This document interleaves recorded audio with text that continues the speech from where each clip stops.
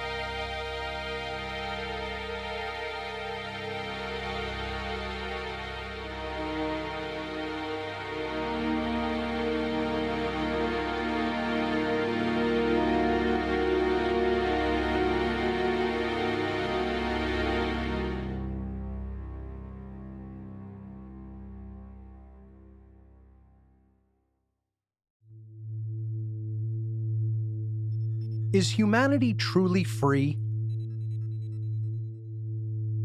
Are there universal laws in effect that apply to human behavior?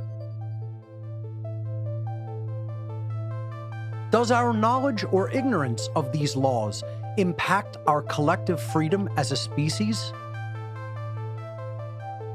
This documentary will explore these questions and our current understanding of universal forces that affect the daily lives of each and every one of us. I'm an independent researcher and public speaker from Philadelphia, Pennsylvania. I lecture on the topics of human consciousness, morality, freedom, occultism, symbology, and spirituality. Many years of unique life experiences have afforded me an extraordinary perspective on the current human condition. Through my website, whatonearthishappening.com, I continue to explore these topics with a worldwide audience.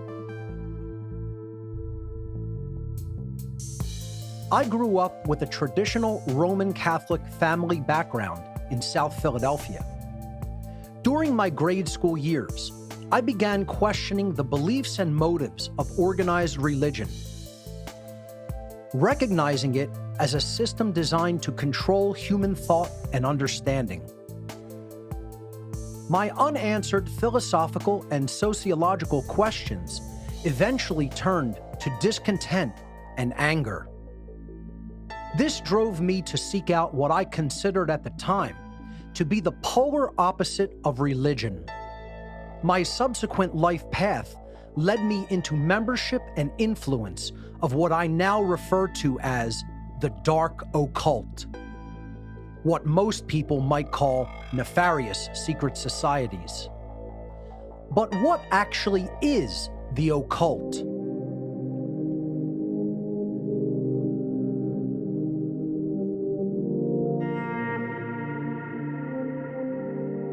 The occult.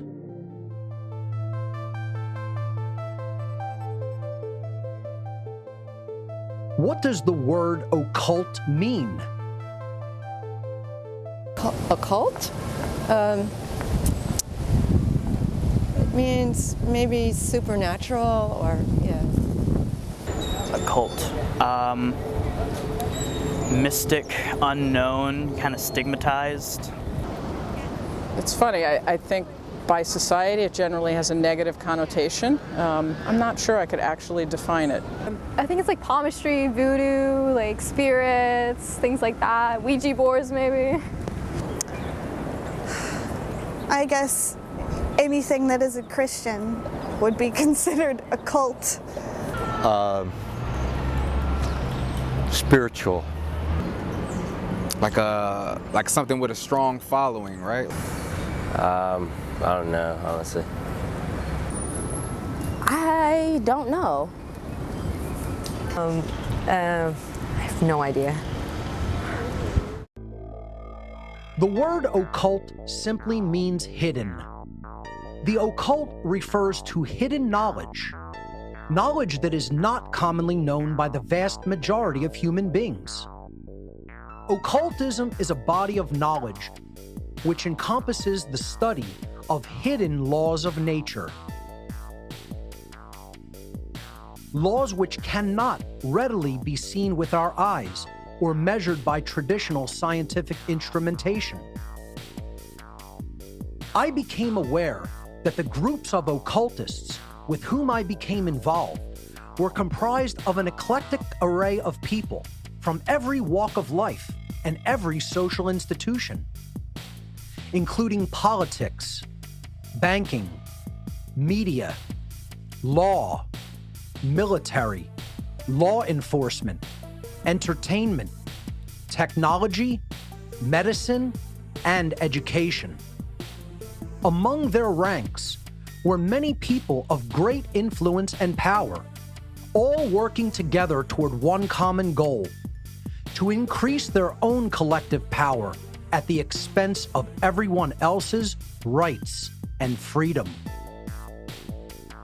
These dark occultists are able to do this because they have access to hidden knowledge to which the overwhelming majority of humanity still remains ignorant. These occult manipulators are actually master psychologists who utilize their deep and ancient knowledge of the human psyche and the hidden laws of nature to deceive and manipulate the masses of humanity into total subservience to their will. This allows the occult manipulators to easily convert their knowledge differential into a power differential in our world.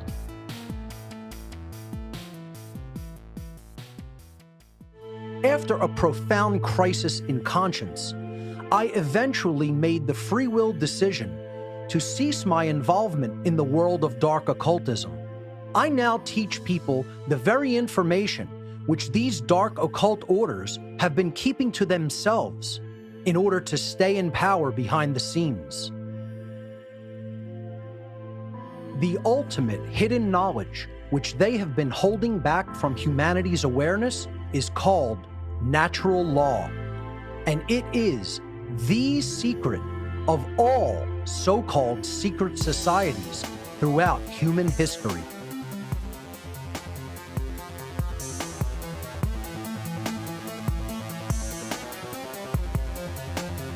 Natural law.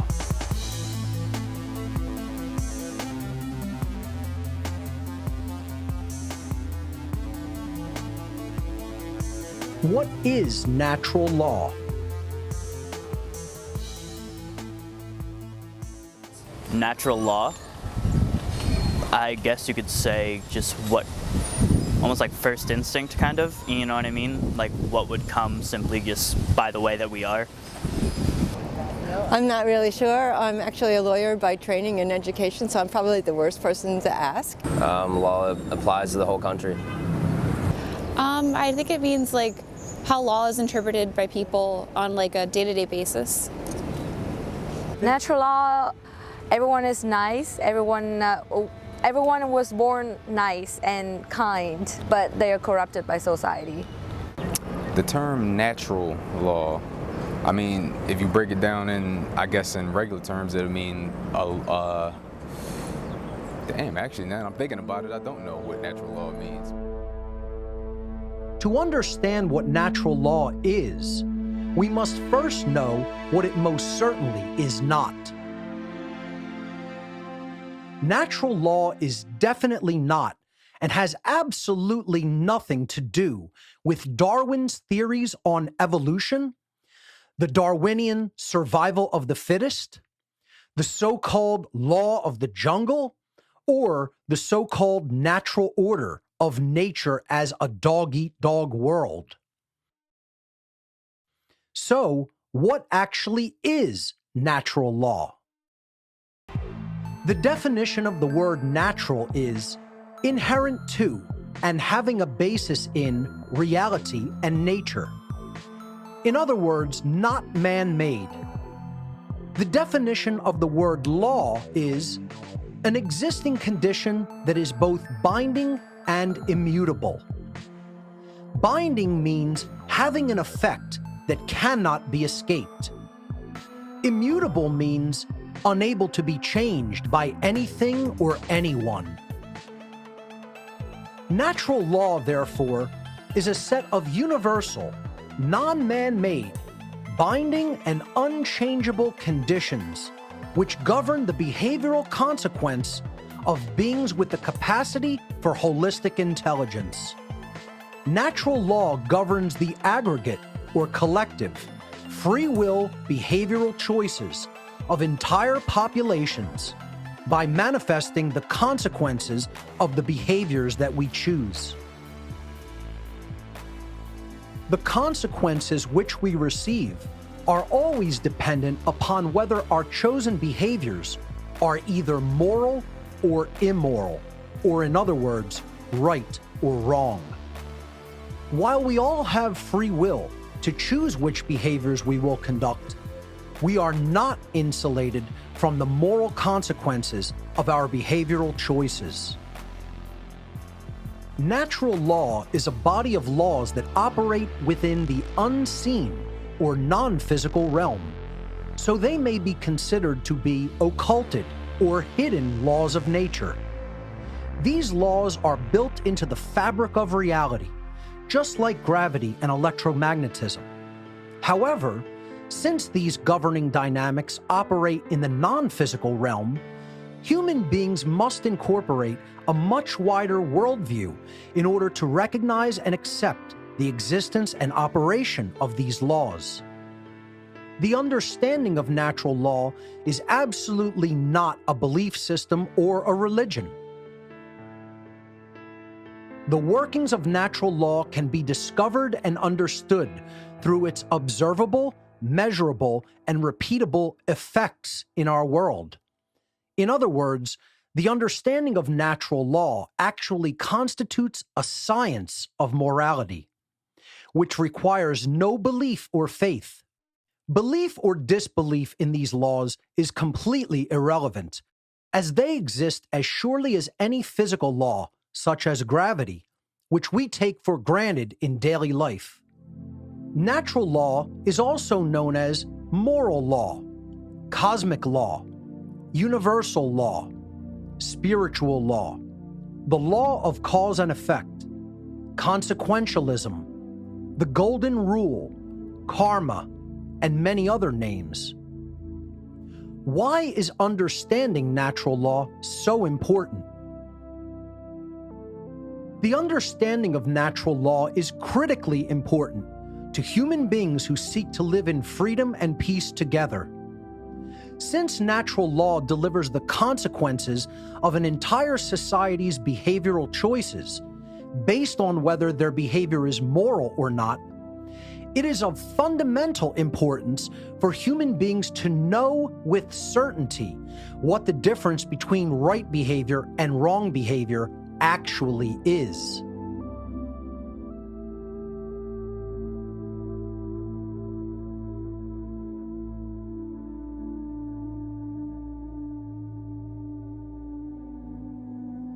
Human rights.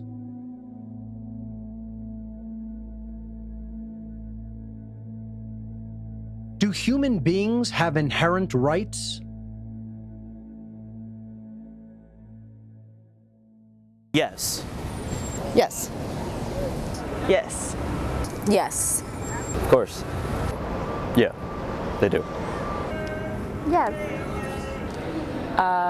Yes. Oh, absolutely. Absolutely. Yeah, I think every human has a right.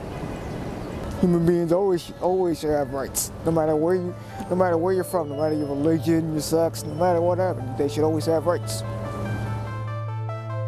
What is the definition of a human right?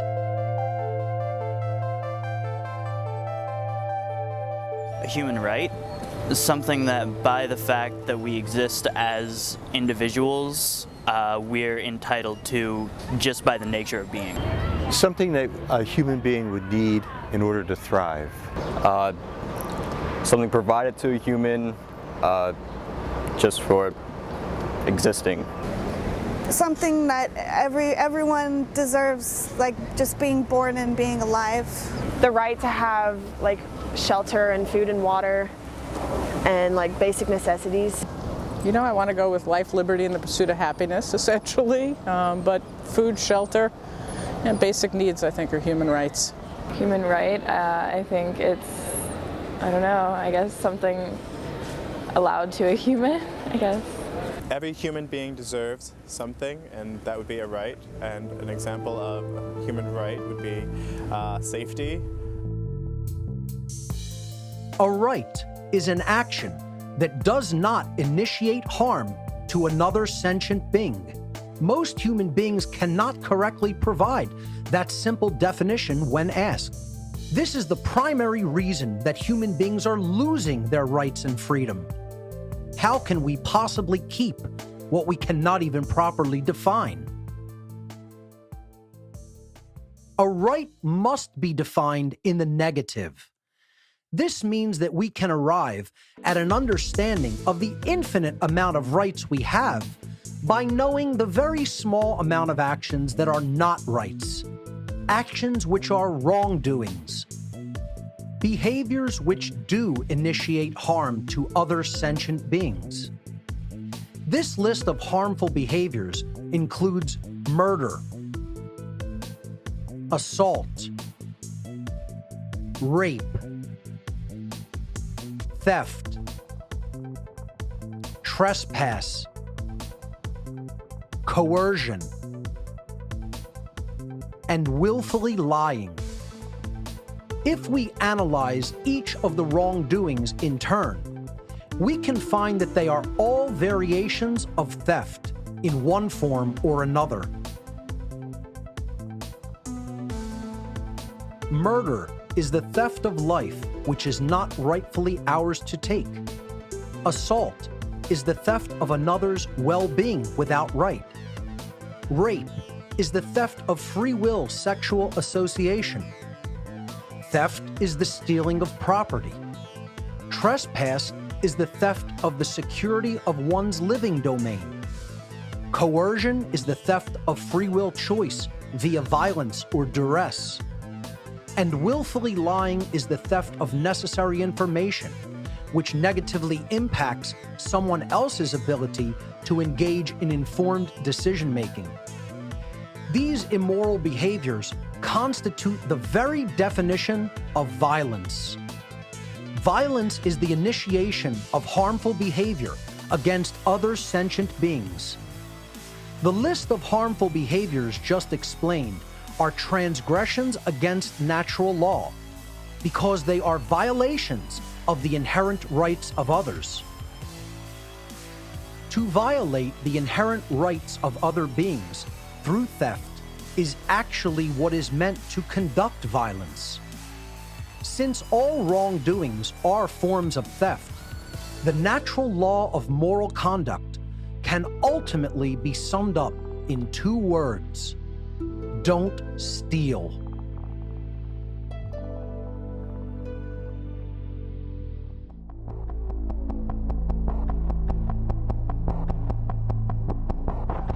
The non-aggression principle and the self-defense principle. The non-aggression principle is one of the main principles of natural law. This principle means that it is morally wrong to initiate aggression or violence upon other sentient beings. This brings us to another important principle of natural law, the self-defense principle. Individuals always reserve the natural right to use physical force to defend themselves against acts of violence conducted upon them. Self-defense is not, and should never be considered to be, violence. Self-defense against violence is an inherent right of all sentient beings. Do human beings have the right to defend themselves against aggression? Yes. Yes. Yes. Yes. Yeah. Yes. Yes. Yes. Yeah. If the aggression is physical, I would say yes. If physical force is acted on them first.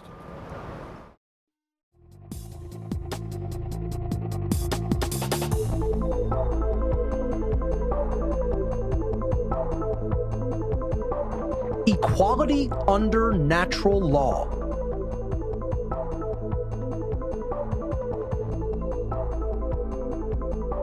Does everyone have the same rights?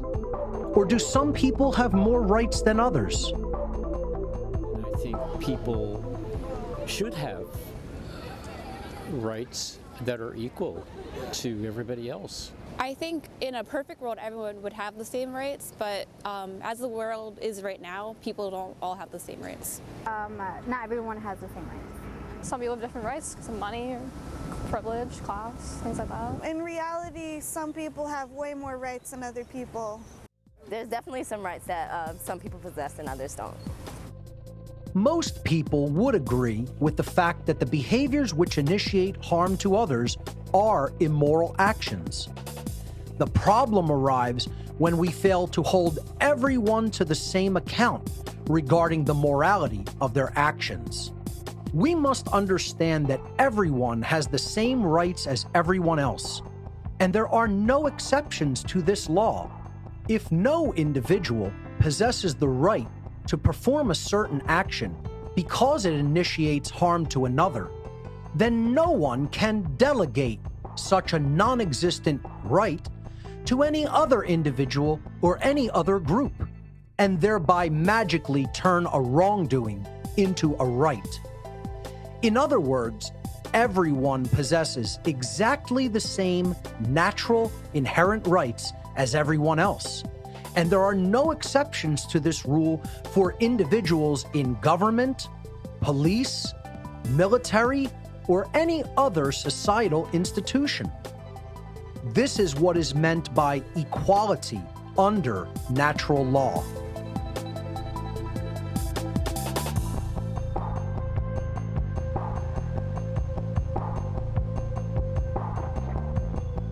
Legality does not equate to morality.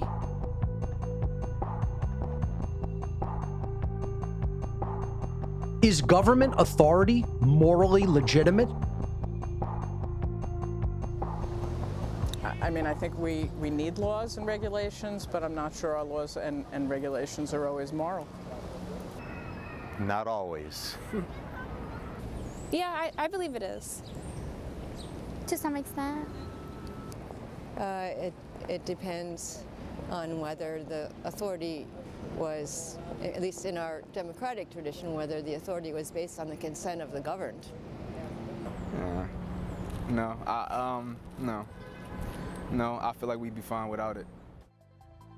If the laws of man happen to align with the natural laws of morality, then they are, by definition, redundant and therefore unnecessary. If man's law is in opposition with natural law, and therefore false and immoral, it can never be legitimately morally binding upon anyone. Because something is either legal or illegal does not make it moral or immoral. Recognizing this, we can then arrive at the correct understanding that all so-called human authority is morally illegitimate because it is not voluntary, and it is based upon coercion, and violence, which is itself immoral behavior.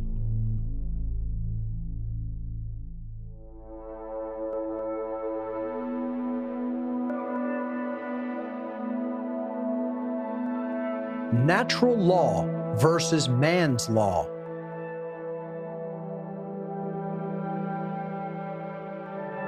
Does government authority exist in nature?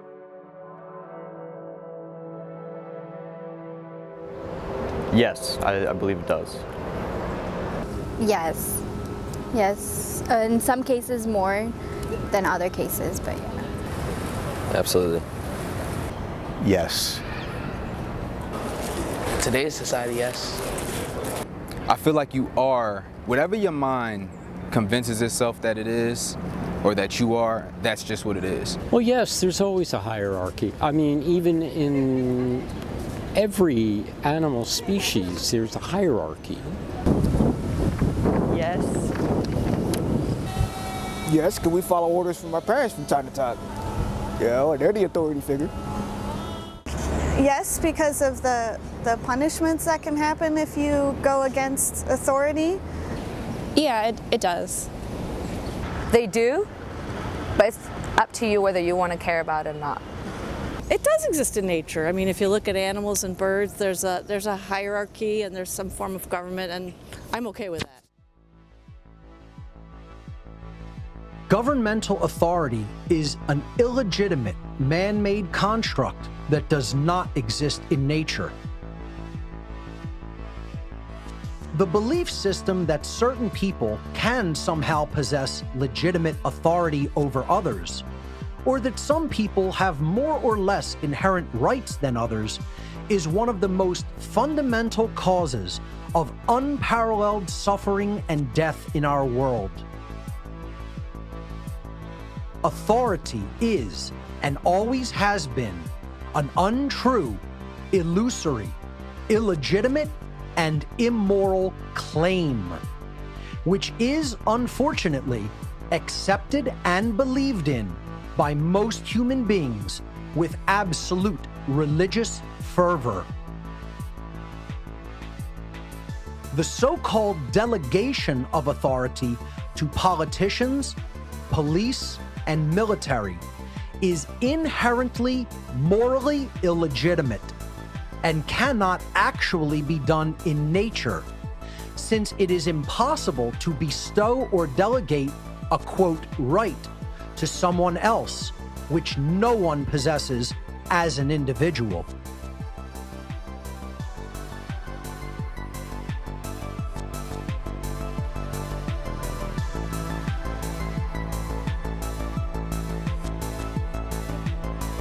The human condition is slavery. Is taxation by government morally legitimate? Yes, it's morally legitimate because there are people who are not, yes, I'm just gonna say yes. Yes, because we need to fund things. To some extent, but I think it has to be fair taxation. I think it would depend on what the taxes are going to. I don't think it's morally legitimate. Again, I do think it is needed to fund resources and things like that, but I don't think it's a moral issue. I think so because if we didn't have taxes, we wouldn't be taking care of the greater good, roads, education, etc. Well, the way we've set up our culture, that's the only thing that makes it work. Paying taxes? No. Like, I mean, where does it go? Where does it go? It's like, I mean, we all experience this. You work, get a check, and then you see a chunk of it missing, and no one's telling you why it's missing. Hell no. Yeah, no. Money and taxes, I think there's a lot of bullshit involved because a lot of money is thrown around, like huge amounts of it, at things like politics and war, and a lot of taxes go into things that aren't really helping most people. They're helping a few people do not so good things. Taxation is theft enforced by the threat of coercion and violence.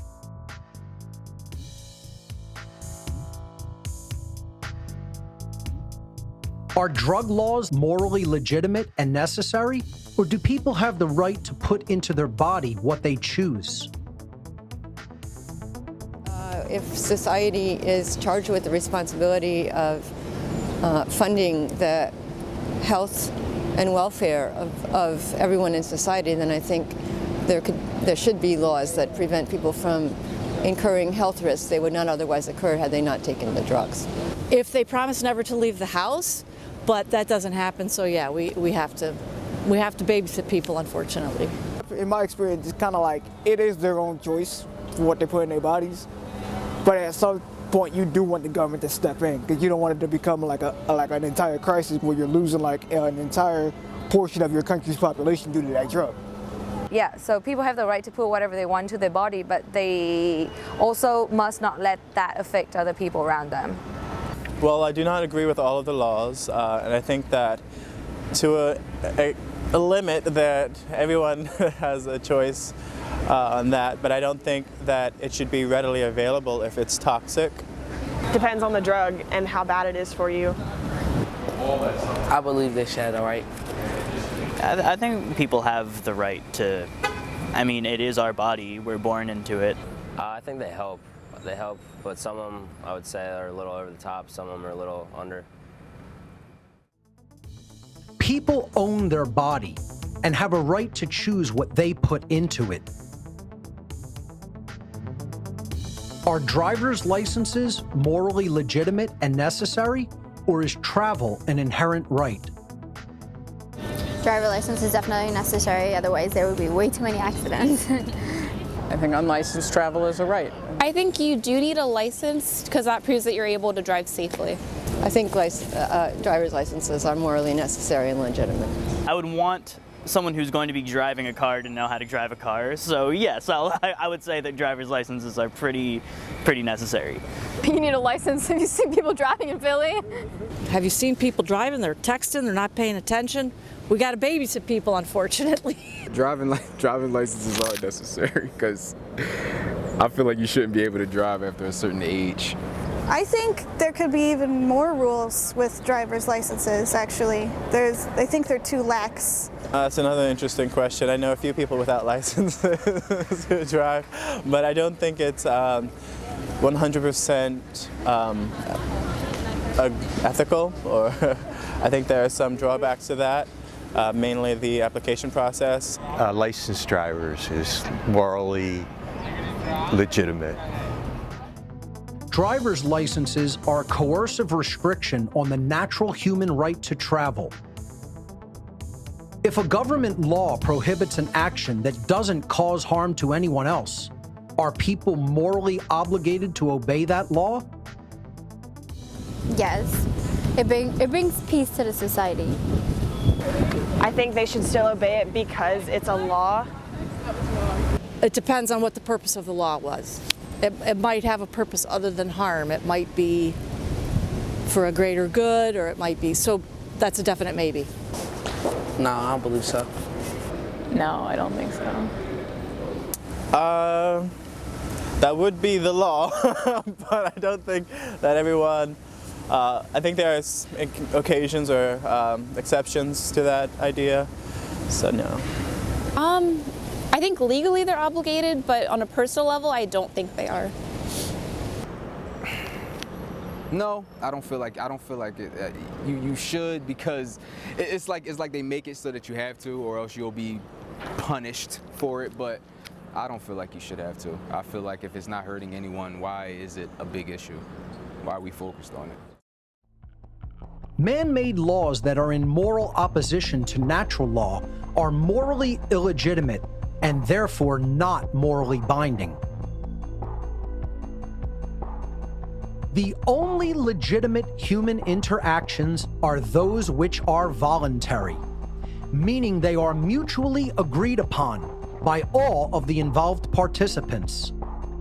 Man-made laws including those which decree and enact behaviors such as prohibition, taxation, and licensure, are not voluntary in any way. They are commands of compliance, which are always backed by the threat of violence or actual violent behavior. Man-made laws are arbitrary decrees of a ruling class calling themselves government, who are believed to possess a magical right to rule.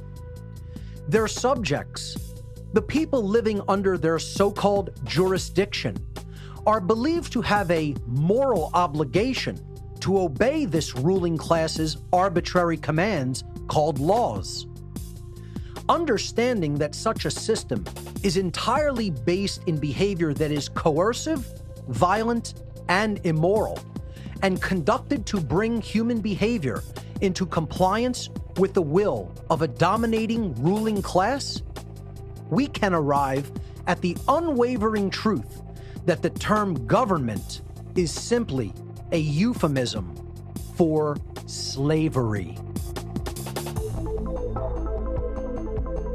And that is what the human condition truly is: slavery. Slavery exists when certain individuals make a claim upon the body or the fruits of the labor of others, making them subject to them through violent and coercive means. Slavery can exist in an overt form, in which those being enslaved are physically imprisoned and subject to the confiscation of all their labor. Or slavery can exist in covert form, where mental manipulation is used to legitimize or justify the duress, coercion, and violence that is used to perpetuate the immoral conditions in which people are unjustly kept. Platforms to push their own personal bias and agenda to control exactly what people think, and this is extremely dangerous to our democracy. There is a reason the condition of human slavery continues on and on. This immoral human condition is maintained by the occult ruling class by manipulating people into a state of ignorance and confusion regarding the actual difference between right and wrong.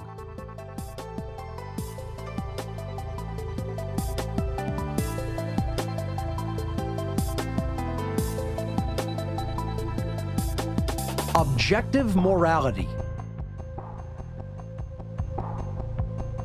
Is morality objective or subjective? I think morality, to some extent, is human interpretation, but there is a clear right and wrong on other topics. I think it depends on, definitely depends on who you are, because a different person could see it a completely different way. You get what I'm saying? I think it depends on the situation. I believe morality is based on opinion. I mean, I don't really believe that you're necessarily born with a good or bad morale. It's basically based on your life circumstances. I think it's definitely subjective. I think it depends on opinion and the situation. I think it's dependent on human opinion. No, I don't believe that there's such thing as objective morality. I mean, I'm inclined to say that it exists, objective morality, but I don't think that we have the capacity to understand something that all-encompassing. I think morality is objective. Objective. I mean, mostly on human perception, but I'd say there's like a societal viewpoint, It's a tough question. The way I feel about it is if you're not hurting anyone and if it makes you happy, why not? Sadly, I think it's subjective, and that it's open for agreement or discussion, kind of. I think it's written in. I think it should be pretty clear. I think it's written in stone, and it's to some point with some opinion, I guess. I don't think it's written in stone. I think it is subjective, actually. I think it's subjective. Yeah, okay. I personally think it's more objective than relative. The difference between right behavior and wrong behavior is objective, meaning it is not based upon the perceptions or opinions of human beings, but rather, such a difference in behavior exists in nature, purely independently of subjective human perception or opinion. Morality does not change based upon feelings, religion, belief, location, time, or the preferences and whims of man's law. These things have no bearing upon true morality. What is moral in one place and time is moral at all places and times. And what is immoral in one place or time is immoral everywhere and at any time.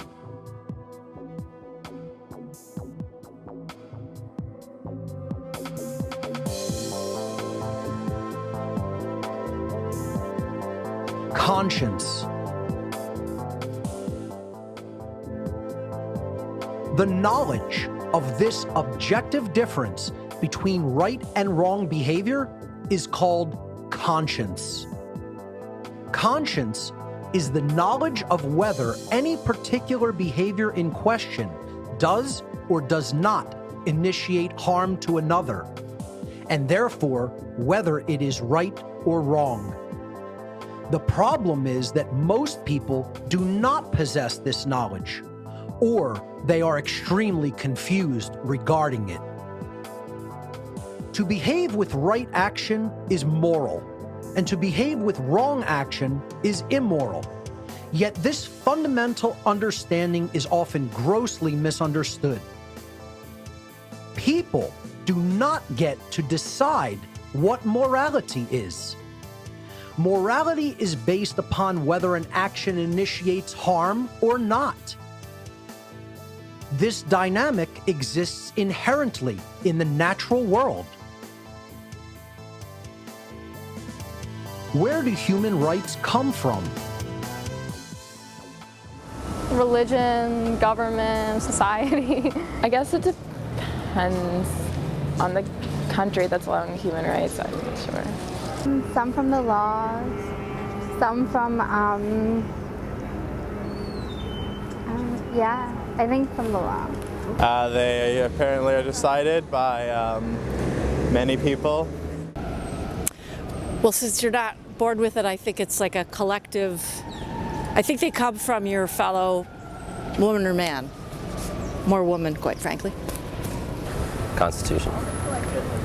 Realistically, human rights come from law, but I think they should come from the basic moral agreements that I described earlier. Human rights. I think human rights are inherent. The moment we're born, we are entitled to certain rights, but then those rights are also, like I said, qualified by society. Well, human rights come from what you believe that all humans should have in general. So, like, if you believe that they should always have freedom, or if you believe that they are always entitled to something. They should come from morality. They come from, I guess, morality, yeah, so.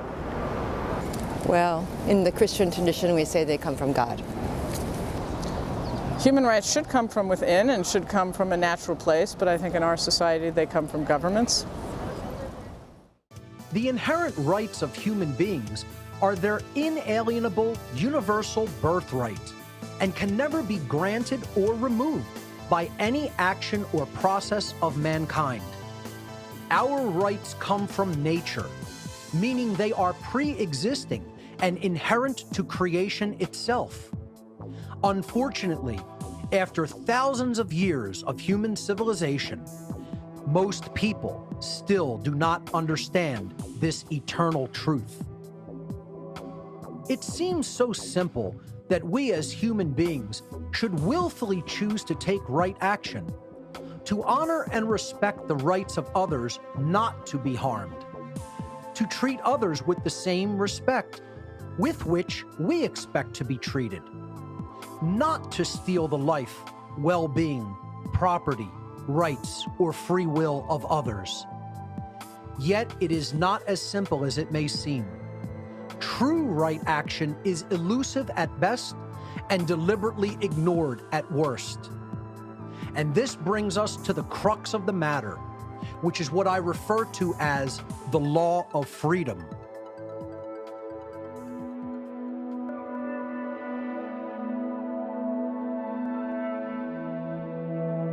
The law of freedom.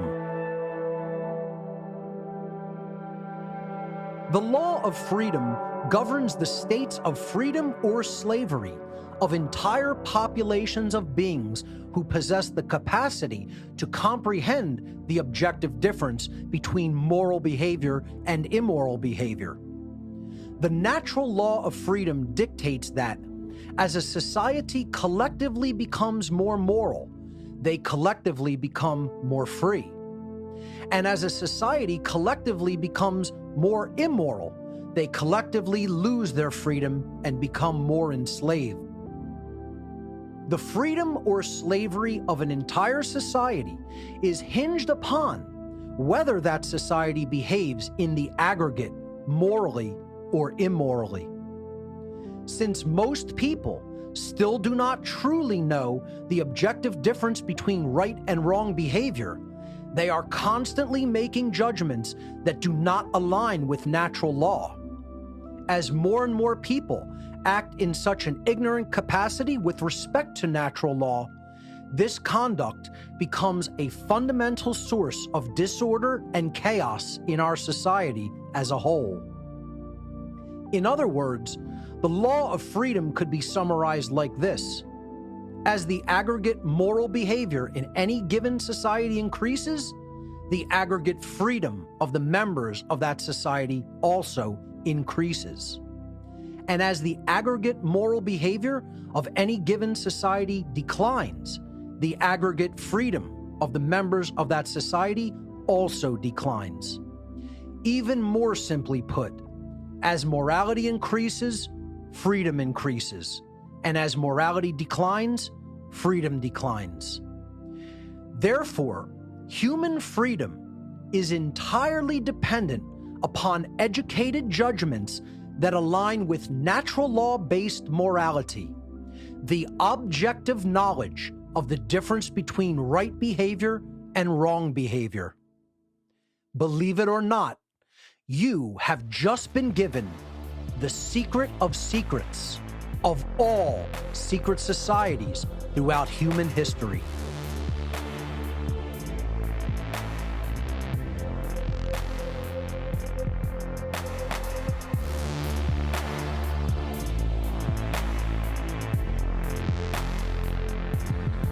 Moral relativism. Moral relativism is the belief that there is no objective difference between right behavior and wrong behavior. Moral relativists believe that morality is relative or subjective, meaning that right and wrong can change with respect to time and location, depending upon human perception and opinion, likes and dislikes, whims and preferences.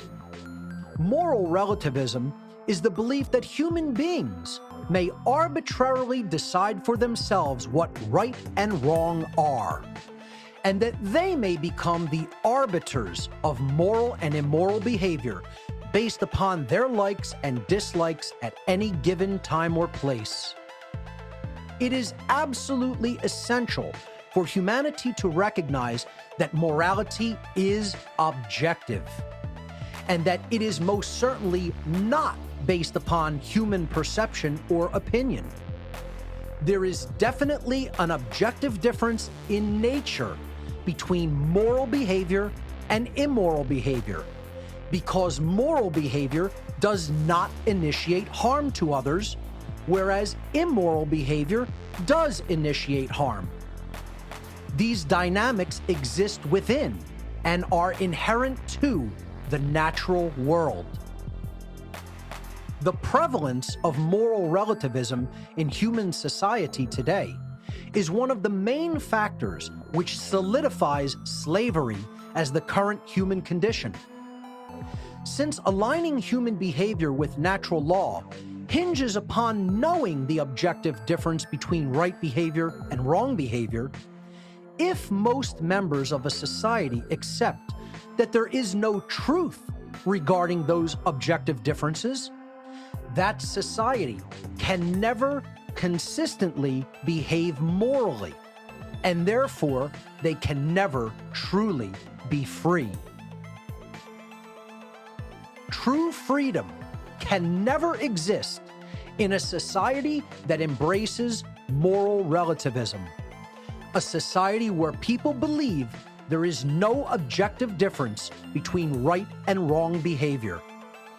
Knowing the objective difference between right and wrong, and then willfully choosing right action over wrong action, is the foundational basis for the manifestation of the condition of freedom. If human beings remove that foundation by declaring that there is no objective morality, they will never be able to manifest a condition of genuine freedom in their lives. Understanding true objective morality will help humanity to recognize the fundamentally flawed belief in the legitimacy of human authority and government. By doing so, human interaction can become voluntary and free from the immorality of violence and coercion. If we want a world based in real freedom, we must understand that truth is independent of our perception, and that objective morality exists, and we can come to know it. If people learn the true difference between right and wrong behavior, humanity can become and remain free. If human beings continue to refuse this knowledge and continue to accept erroneous beliefs such as authority and moral relativism, humanity is going to remain enslaved.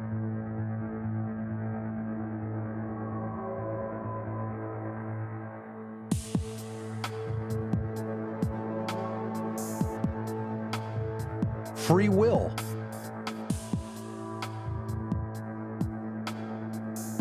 Do human beings have free will? We think we do, but I don't believe so. Human beings, for the most part, have free will. To some extent. We're not always free to do everything, which I think it should be. I think it should be left like that. I don't believe so, no. Yes, in my opinion, I believe that humans have free will. I mean, I don't believe that you're living your life under somebody's control. Free will. I think we do have free will. We do have free will, but that free will is also suppressed by social norms. No, actually, no. I don't think human beings have free will. Yes.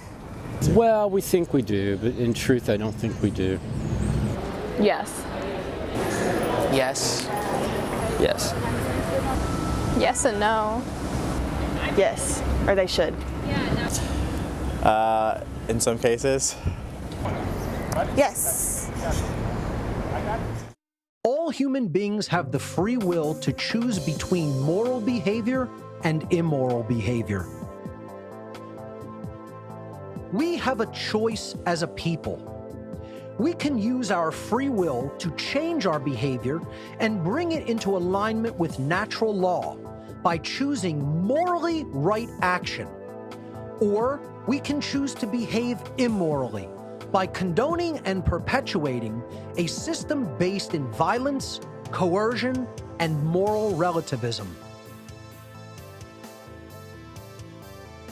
Will we continue down the path of slavery watching our inherent rights stripped from us little by little?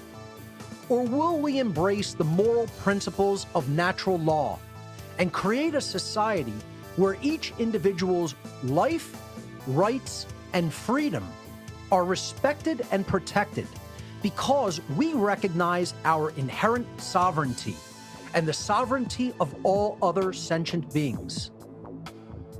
The law of freedom will manifest our reality in either direction based upon our collective moral choices.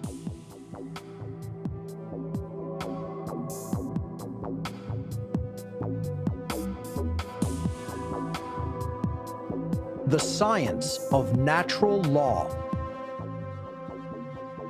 Our shared human experience on Earth is collectively created and determined by the quality of aggregate human behavior. This demonstrates the effects of the natural laws of behavioral consequence operating within the physical realm. Our free will-based behaviors operate in what is known as the plane of causality, because our behavior is the underlying cause of the physical manifestations which result in the world. The consequences and repercussions of aggregate human behavior then materialize upon the plane of effects, which constitutes the shared human condition in which all of us must live.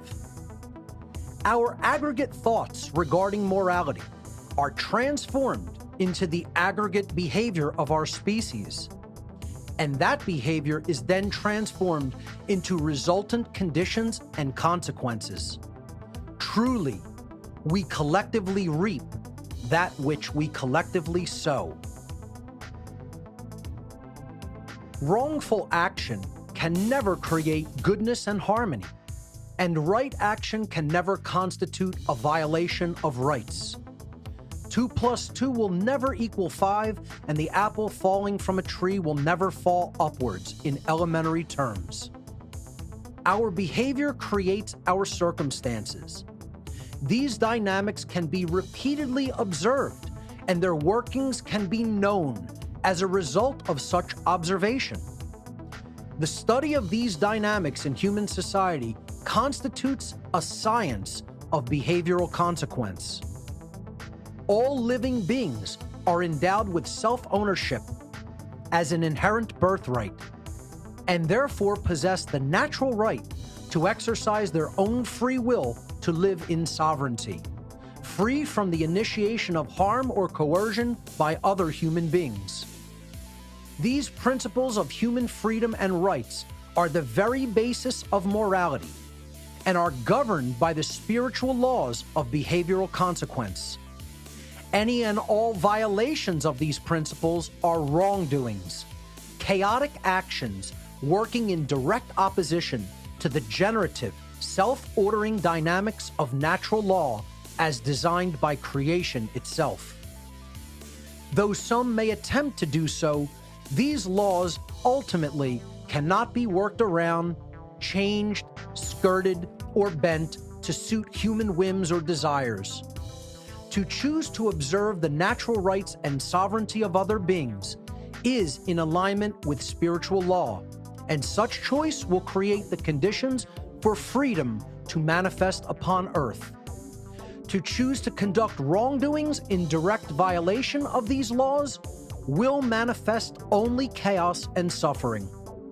Human behavior is collectively manifested into our physical reality based upon humanity's free will choice whether to act in harmony with natural law, thus creating the conditions of freedom, or to act in opposition to natural law, thus creating the condition of human slavery. These are the universal, moral, spiritual laws of the universe that govern all of humankind. This is the science of natural law.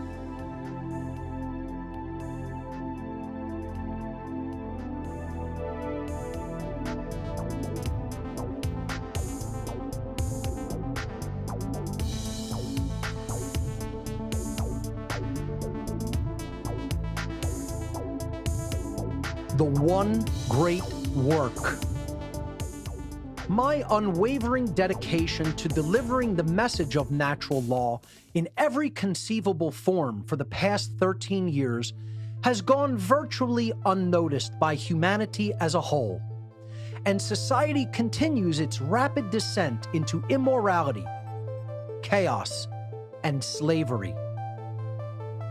Far too few understand or take heed of my warnings, and even fewer speak out to teach others. I am seeking peers and allies in the war for our very freedom that is before us. Our one great work is to end the human condition of slavery. This arduous task begins with the self and extends to our friends and family, our communities, and our world. Speaking out is an extreme act of defiance because those who are currently in power seek to keep their power by exploiting the ignorance of mankind. There is so much human ignorance in the world today regarding the issue of morality that the situation can seem hopeless. Becoming aware of the level of ignorance that exists, we must also come to see that the only solution to the human condition of slavery is to spread the understanding of natural law and make it common sense knowledge for everyone. The dark occultists who are currently controlling humanity seek to continue to hide this understanding and to prevent it from becoming everyday common sense knowledge on a worldwide scale. Ultimately, this documentary is a call to action for all those who have gained an understanding of natural law and its principles. A lot more teachers are needed to carry this message of freedom to the masses of humanity. There are not yet enough voices doing this. You yourself need to get involved in the effort of spreading the knowledge of natural law. The solution lies in not just knowing it, but in what you do to spread this knowledge once you have come to understand it. Start a podcast, publish a blog, make a video, publish a newsletter, make music and art, contribute resources. Do anything and everything you can to make natural law common sense knowledge to people all over the world. Only with a united effort will we have a fighting chance. We need more boots on the ground in this spiritual war for human freedom. Once you have expanded your worldview to encompass an understanding of the science of natural law, it becomes your personal responsibility to help others to learn these inherent governing dynamics of creation. Our very freedom itself depends on it. This has been an introduction to the philosophy and science of natural law. For further study, please watch my full video seminar entitled Natural Law, the Real Law of Attraction and How to Apply It in Your Life. For more information on my work, please visit my website, whatonearthishappening.com. I recommend studying my podcasts in order, starting from number 1 at your own pace, and watching my video presentations and seminars. Thank you so much for your time and attention.